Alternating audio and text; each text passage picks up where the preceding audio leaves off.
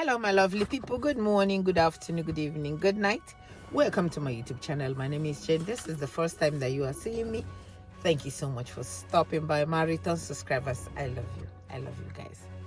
So, my people, I am here to make a video about this Babangida, the one they call IBB, the former general, whatever general army that he is or he was in Nigeria.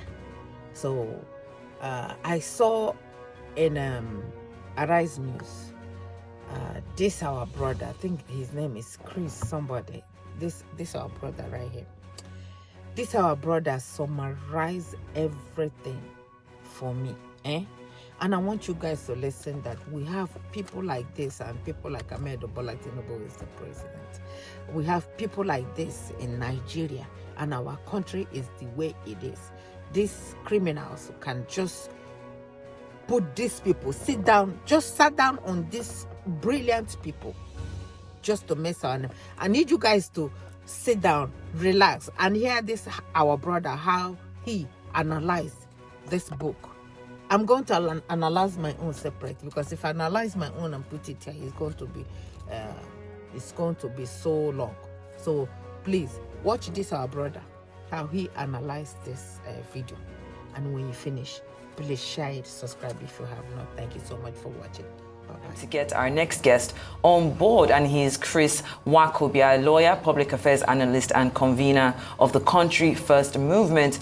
He's joining us to share his thoughts on General Babangida's submissions on MKO Abiola June 12 annulment and a number of other issues, begging for answers in that autobiography. It's great to have you on the morning show.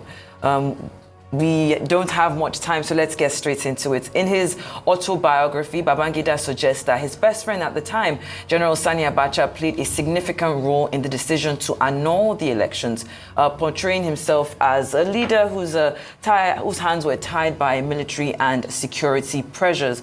But many Nigerians are asking, why now? Why, after all these years, has he decided to make these admissions? Some believe it's a sincere attempt at setting the record straight, while others see it as an effort to reshape his legacy and seek some form of public absolution before history is finalized. What do you think his real motivation is? And does this revelation serve as any practical purpose in resolving Nigerians' governance issues today? It's my pleasure to be on. Good morning. Steve, it's my pleasure to be on with you. OG, good morning. Let me say very importantly that Thursday, the 20th of February 2025 was an effort, an attempt in rewriting history. We obviously know the truth. We know what happened in 1993. We are aware of the hundreds of thousands of our young people who were mowed down by Abacha's guns and goons. We are very definitely necessarily not desirous of IBB's validation as to who truly won the June 12 election. We knew. Everybody knows. And that's why I'm enamored by the reaction from the siblings, the family of Chief MKO Abiola. It was evident that Chief MKO Abiola won that election, and Muhammad Buhari had recognized him as a former president, and June 12th celebrated as Democracy Day. What is important to me and for posterity is the fact that we must put the figures straight, we must put issues in proper perspective. And I do not understand, like your question did clearly note, after 32 years, why that messy memoir? I do not understand why the attempt to rewrite history. We're aware that General IBB was, as it were, he rose to the highest rank of his career. And as a general, you should commit yourself first to the defense of nation. And if in that memoir and what he read out on Thursday, the February 20th, he admitted that he was scared for his life. He didn't want to die for truth, for right, and for justice. then there's a big question. And I've heard a few people say that that book will serve for education, serve for information, and will serve to help position our country historically on the right track. And I'd say with the greatest sense of sincerity that that book will do no justice to our nation and our story. And I say this for three reasons. If General Ibrahim Badamasi Babangida had called that meeting to atone for June 12th, to create an endowment for the victims of June 12th, to create an endowment fund for those who lost lives and limbs on account of his action and inaction due to June 12th. If he had come out to truly apologize and say, oh, so and so amount of monies are being positioned for those who lost lives and limbs on June 12th, and for my mistake and the way I wrongly handled history, it would have been profoundly right. But to admit as a general that you were lacking in courage and scruples, to admit that you could not put country first, bothers me, Sheita, and bothers everyone who was reaching about it. You see, there's something about generation the generation that was before 1970, you know, the generation before the war. I think they are too quick to overlooking the issues that affect our country. And there's something different about generations 1970 and I say this advisedly, perhaps because I'm a mystic. I say this with all sense of respect. Those who came immediately after independence have this sense of anything can be forgiven, anything can be allowed. But, you know, maybe because we were conceived through the throes and pains of the war. Maybe because our parents went through harrowing injustices and harrowing circumstances, and we want to interrogate how we lay fundamental praxis and parameters, if you like, for our nation. You don't wake up one day and come to present a book to Nigerians, and who dare say that we did not know that the 1966 15th January coup was not an Igbo coup? We all knew that people machinate, that people use those sentiments to divide us, our fault lines, is unfortunate. But we all knew that Nzogwu, Ifajuna and Co., Ademoyegu and several others were seemingly proactive. They talked about 10%ers and they talked about wanting to right the wrongs. That the coup failed and so many people preyed on our emotions and sentiments and branded it an Igbo coup when waiting for Babangida to tell us it was not an Igbo coup. We knew. People mischievously appropriated it to our Igbo brothers because they wanted to subjugate and marginalize the Igbos. We weren't waiting for IBB's book to know that. What IBB should have done was simply say to Nigerians, I am deeply sorry about what happened on June 12th. Say to the Abiola family, I'm deeply sorry about what happened on June 12th. And let me say, interestingly, this morning, I'm talking with my brother there, my big brother Steve is there. And Steve understands what I'm saying because he knows we have a common friend. And I'm saying this without equivocation. Coincidentally, that day, I had just sent money to the family of Richard Ogunderu for his medications. Richard Ogunderu was a young man who led the plane hijack in 1994, calling for the revalidation of June 12th, for the de-annulment of June 12th. So many of the young people who fought for June 12th are yet to get back to their feet. All right. And somebody comes to say, oh, I take responsibility. How do you take responsibility? All right. That, coincidentally, may be an act of history. On Thursday, he couldn't keep his medical appointment because perhaps his dad received the money I sent late. And so that medication, he's going to go back to the hospital on the 26th. There's so many families across Nigeria who are victims of June 12th. All right. There's the also Abiola, people who ran away from Lagos because of June 12th. You don't wake up to just, and then for those who think that a military president can wake up and endow a presidential library, I think is wrong for our historicity. A presidential library is about rule of law. It's about those elected by the people to govern them. IBB was never elected by Nigerians to govern them. So he lacks the moral nexus. He lacks the legal parameter to endow or create a library. It is, we must call a spade by its name. All right, Professor. I'm passionate about what I'm doing here today. Professor Nwakobia, Yeah, because of time, I'd like to just, revisit the questions. I have tears in my eyes as I talk this morning. All right. I mean, you and a lot of Nigerians feel the same pain at this moment. And, I know that you have called for an apology. I know that they call him the military president for a reason. He did not apologize, but he did take responsibility. And, leaders of thought, a lot of people have hailed him for taking that responsibility. And that, I know that you don't believe that Ibrahim Badamasi Babangida, has done justice to his memory, just hearing from you by writing his book. But I believe Shaito had asked a question, which I would like for you to actually answer with this question, especially with that revelation that he was not responsible for the annulment of June 12, but that his friend, General Abacha, who was a chief of army staff, I believe at the time, was responsible. Now we have seen responses from Abacha's children, including Sadiq Abacha, who implied on Facebook that his father was a victim of jealousy and subtle betrayal. And then also we heard from Gumsu Abacha, who, had written weakling in a viral tweet.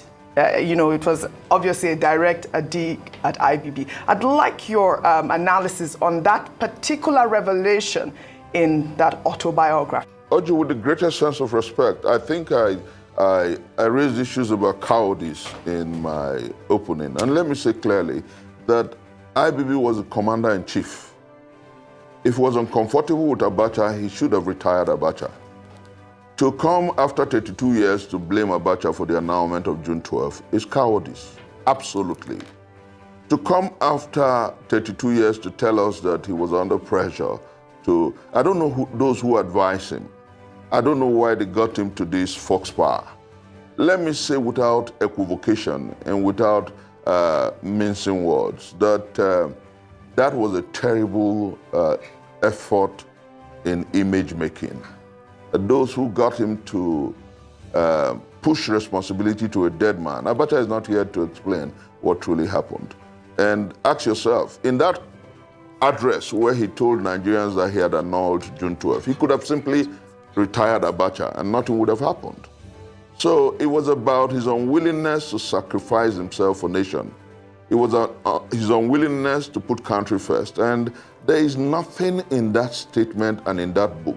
Oji had spent the past 48 hours glancing through from page to page. That was why I started with the first point that got my Igbo brothers. When looking for somebody to tell us that the 1966 January 15th coup was not an Igbo coup, when looking for IBB to tell us that, we always knew that. And those who have preyed on that issue have been fair by half, have been smart by half. We know the truth about our country, and we know that the time has come for us to collectively call a spade by its name. And Oji, it is very important going forward as a nation that we call out IBB and its people. We'll call IBB and those who attended that event. Some have called it the charade, but I think that it was a meeting of individuals of the same tendencies and sentiments to tell us that it doesn't really matter how history judges them. Because, like I said, I must repeat, there is no such balance as military president. And you cannot endow a presidential library. It is to tell Nigerians that military purchase and coups is okay. And a president is, as it were, is supposed to have been elected by the people. So if you want to endow a presidential library, you must be democratically elected by the people. So we don't have a problem with Obasanjo's presidential library. If Buhari wakes up tomorrow to endow a presidential library. It is not wrong. It's not against the law because it was elected by the people in 2015. All but right. IBB was never elected. IBB was never elected. So we must wake up to the urgency and the reality of now. We must, as a nation, learn to put issues properly, put the beams and the pegs in the proper place. Save and except that is done, we'll be dealing great hardship and injustice to posterity. You cannot have a military president endow a library. That's to say that impunity is right. That's to say that anybody can just wake up tomorrow and sack the parliament and throw away our constitution and after 20 years endow a library. We must put issues in proper perspective. All right, Chris, thanks so much. Let me first thank you for drawing attention to the plight of that young man, Richard Ogunderu, who was the leader of the movement for the advancement of democracy as at that time that you referred to. I hope that he survives it. But his story, like that of the other three gentlemen friends of his, you know. Richard, I don't have money. Let me say, Steve, I'm not interrupting. I don't have money, but if you call Daddy, he will tell you that time and again, almost on a weekly basis, I send money for the upkeep of that young man. No, that's fine, and Chris. I support for his medicals. I'm just saying that, you know, his story is part of why we can't forget. Stories about June 12th without thinking about those people. Absolutely. But let's move on, Chris, to the question. We really don't have time. I guess this will be the last question for you. You used an important word, atonement, which you said was missing in all that General Babangida did at that book launch and fundraising that day. I would like to add the word healing to it. And in doing that is to ask you what your thoughts are as to the rich guest list and the amount of money raised for the purpose that you have now described. It might even be considered as illegitimate. So when you see an array of people who ought to be worried about the sort of submissions that will come from a book from a man like General Babangida, but turn the occasion to that of humor and sarcasm, including IBB getting a Yoruba man, a former vice president, and an in-law to the great Awolowo clan as the book reviewer.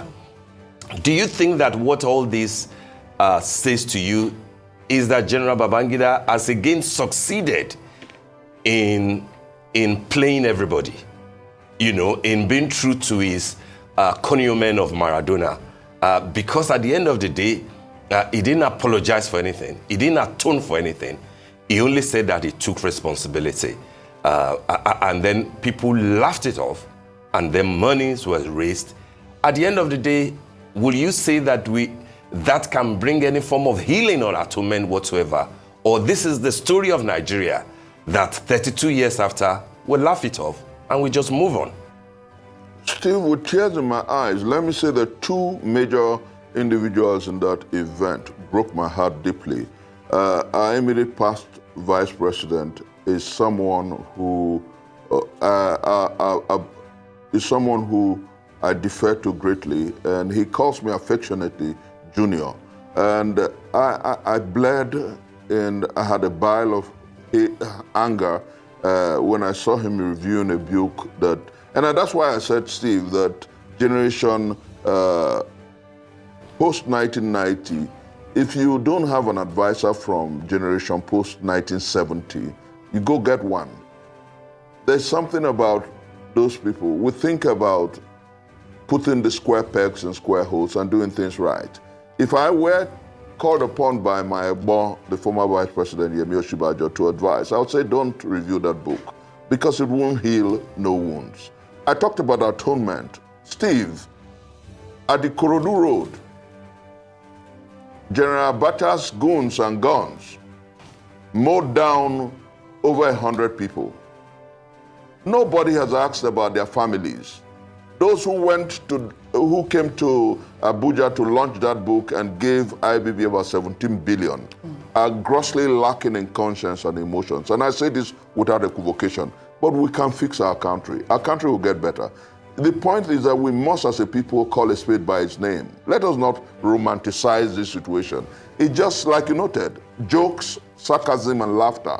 And then the second person whose presence there broke my heart, but I reread his speech, was President Olusegun Obasanjo, the man I call my dad. You know, he broke my heart, but looking at his speech, he raised fundamental issues, and he told IBB in clear terms that his book was going to raise a lot of questions, and it's raising a lot of questions. You see, I want to say clearly here that the journey to nationhood, my late father said something. I'm working on a book, The Sayings of My Dad. And he told me something. He said, to move a nation forward, you must create pillars of reference and monuments of deterrence. There is nothing in what happened on the 20th of February to show that IBB was truly remorseful, penitent, and was ready to atone. People can't come to Transcorp in Abuja to raise 17 billion for a man whose actions led to the death of hundreds of persons directly, thousands of persons indirectly, and a nation. The reason we still have flawed elections in our historicity was because nothing happened to the man who annulled the freest and the fairest election in our historicity. The reason we have court jesters and praise singers everywhere is because Nigerians salute anybody who can throw darts at them. But I know the difference between greed and satisfaction. I know the difference between greed and the ability to appreciate what life has thrown at you. Unfortunately, so many people do not understand that for us to fix this country and make Nigeria great again, we must draw proper lines, we must draw great margins, we must teach posterity the way to go. And I want to say clearly before my countrymen that an IBB library, presidential library, is an anathema, and it will not teach Nigerians the rule of law. It will not teach Nigerians the way to go. And I also want it on record that Abiola's family that have come out to say that they are not satisfied is not the only family. There are families that lost lives and limbs. And merely coming to say you take responsibility is not enough to satiate the pain that they are going through. And I have friends. I was involved in the protestation against the annulment of June 12th. As a young man, closing out I was just about 21, we're all detained, we're harassed, we're harangued. And somebody just wakes up in the twilight of his life, comes to tell us that, oh, I take responsibility. What are you taking responsibility for? For the deaths? For those who lost lives and limbs? No, I think Nigerians must learn to interrogate these people. Nigerians must learn to lay fundamental practice for justice and for what is right. Yes. And Nigerians must also learn to ask very deep questions. If we want to build a country that is predicated on justice, equity, and fairness, let us challenge our fathers and ask them to lead rightly and ask them to stop lying to us. We're not children anymore. All right, then. I think that the time has come for us to lay fundamental practices for a new nation. All right, then. Thank you so much. Excellent submissions. Chris Nwakobia, lawyer, public affairs analyst, and convener of Country First Movement. Thank you for joining us on this edition of The Morning.